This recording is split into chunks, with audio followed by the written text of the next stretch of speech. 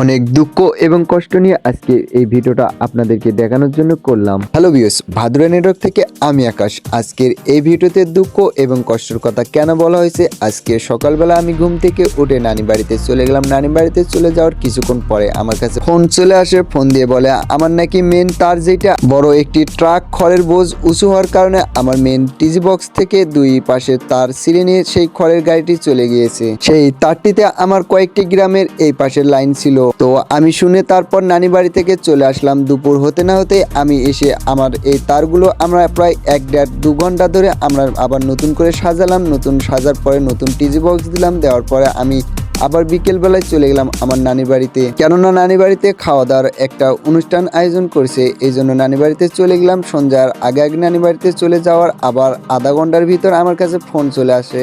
তখন প্রায় বেশ কয়েকজন আমাকে ফোন দেয়। তখন সময় হয়তো হতে পারে 7:20 কি 15 হতে পারে। ফোনের কথা শুনে আমার তো মাথা ঘুরে গেল, কারণ আমার পরবর্তী আরেকটা লাইনের তার আছে রাস্তার ওই পাশ দিয়ে। ওই গ্রামগুলো তো আবার কয়েকটা গ্রাম আছে, সেই পাশের তারগুলো আবার নাকি সেই খড়ের বোঝ আবার ছিঁড়ে নিয়ে চলে গিয়েছে। রাস্তার ওই পাশের লাইন প্রায় 320 থেকে 30টা লাইন ছিল।